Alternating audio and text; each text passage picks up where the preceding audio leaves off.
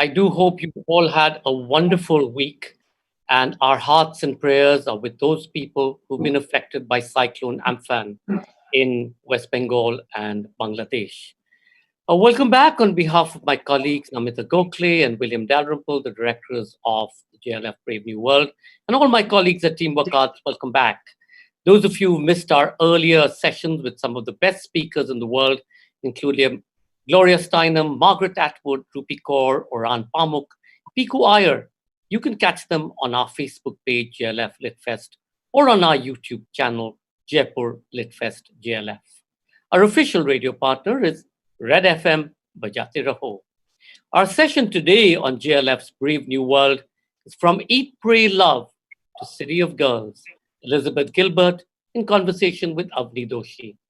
Elizabeth Gilbert is the #1 New York Times bestselling author of the global hit Eat, Pray, Love, as well as the short story collection Pilgrims, a finalist for the Penn Hemingway Award and winner of the 1999 John C. Zacharias First Book Award from Plowshares.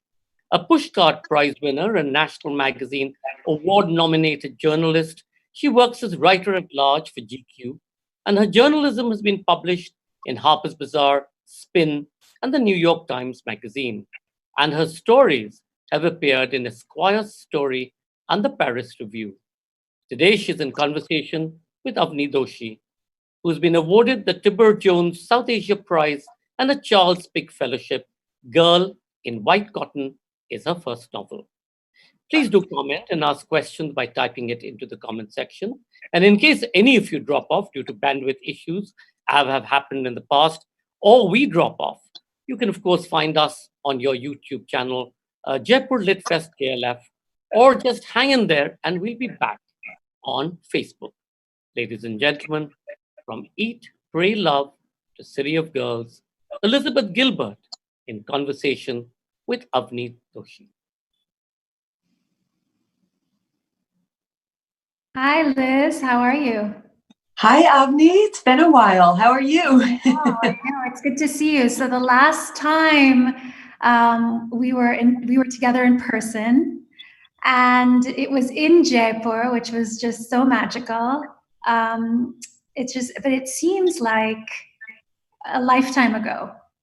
I don't know. It was a very different world. We were sitting in a palace garden with peacocks all around us and moving through the crowds of, imagine a crowd moving through the crowds of everybody at the Jaipur Literary Festival. It was truly magical and enchanted. And I feel very lucky that I got to have that experience right before this happened. My travels ended. I went traveling for 3 months right before COVID. And boy, I'm really glad I did, because I don't know when such a thing will happen again. But it's beautiful to see your face again. And I hope you're well and that your family is well. Yes, I'm really well. I'm really well. But I want to know how you've been. So where have you been sheltering? Well, I own an old church out in the countryside of New Jersey, just about an hour from New York City. And it's been my shelter in place location for a decade and a half.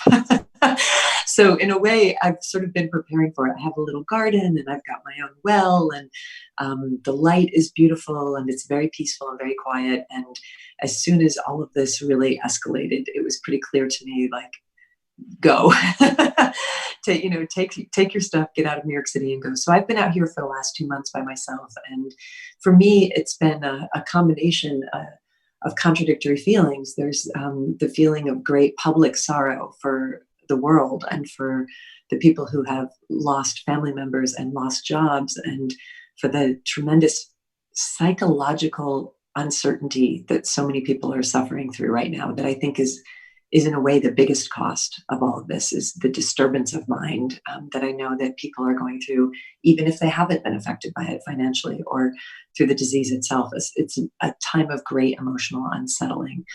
So my thoughts are with everyone on that. But for me personally, it's been a beautiful, silent 2 months of rest and walking in nature and going deeper and deeper into the experience of solitude. And it's been fascinating. So I have these two different sort of sides of me. One is, oh dear, this is terrible. And the other one is, well, for me, this is pretty nice. So that's where I've been at. Yeah.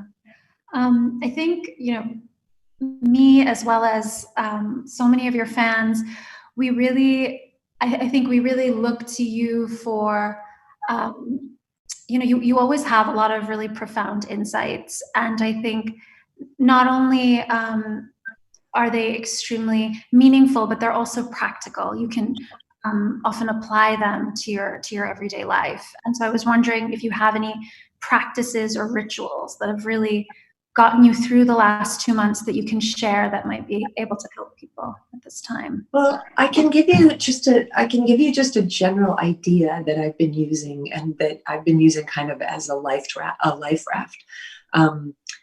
You hear a lot of conversation in the world right now about how difficult this period of isolation is for everybody. And that is undoubtedly true. And you'll often hear it said, humans are social animals. We're social animals. We need each other, and we need to work on trying to figure out ways to reach out to each other and stay in contact with each other and be close with each other. And that is also, without a doubt, 100% true. But we are not only social animals. We're a very complicated species. We have a lot of facets. We are also spiritual animals. And every spiritual tradition in the history of the entire world advises that at some point in your life, you should go be by yourself. And you should cut yourself away from the world and its distractions and its temptations and its beauties and its deliciousness and its horrors. And you should go into silence. And it's almost as though one way that, one can see this is that this is just a giant universally mandated retreat, spiritual retreat. Now, when I wrote Eat, Pray, Love, and after it was published, I had a lot of people say to me, I wish I could do what you did. Oh my God, I wish I could go to an ashram in India, and I wish I could practice meditation for hours a day, but I can't because I have all these things going on in the world. And so now sometimes I smile at people and say, here's your chance. And guess what? You don't even have to pay. It's free.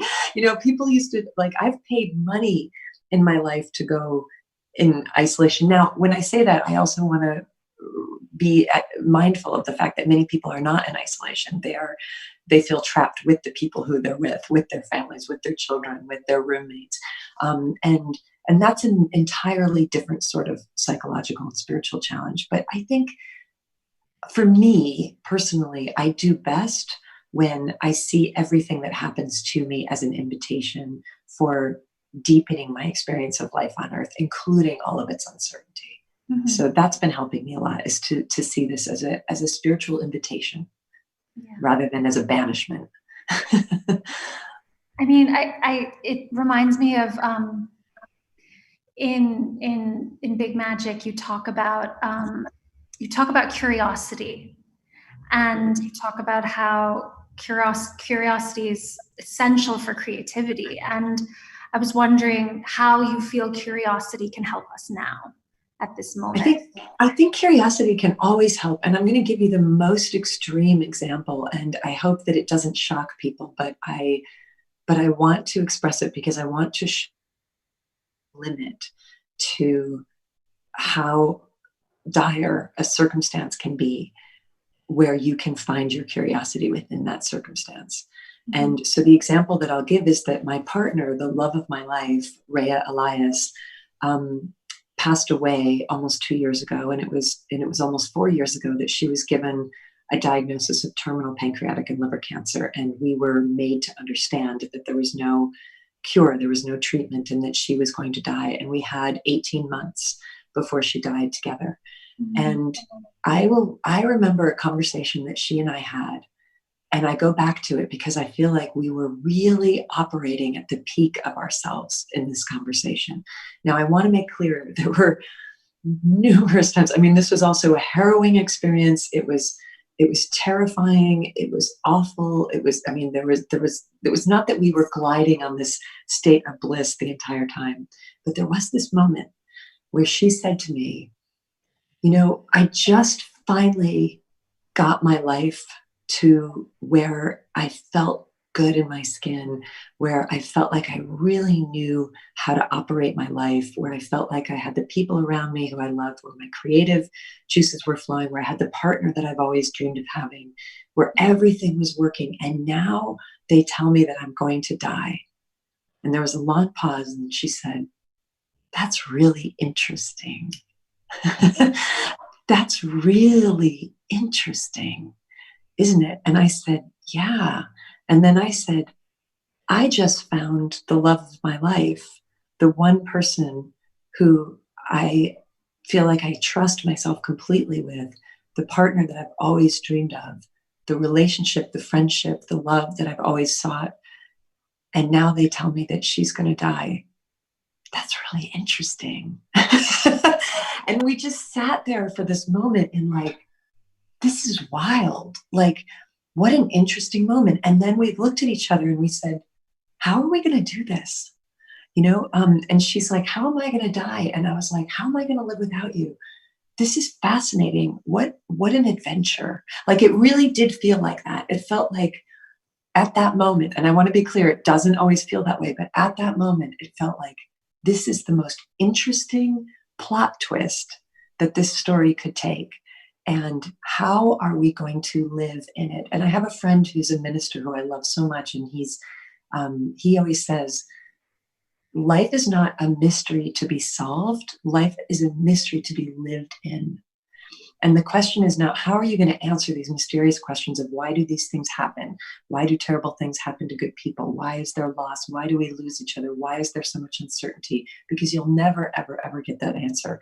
But you can live inside of that question in a way of, this is fascinating experience. And having truly reached that point with Rhea, and having truly felt after she died, okay, so the one person who I always said I cannot live without is gone. That's interesting. That's interesting. How am I going to live my life forward into that space? And what does that open up? So apparently the universe thinks I can live without this person because they've taken this person away. So I'm going to live in agreement with with the universe's idea and say, I guess I can, but how? And that becomes the question that you live into. So I feel like once I've done that, I kind of feel like, bring it, and so I can really say, having done it, I can really say there's no experience in your life too harrowing that if you don't get very quiet, you can actually find the curiosity about, how are we going to do this? And I feel like that's the question the whole world is living in right now, collectively.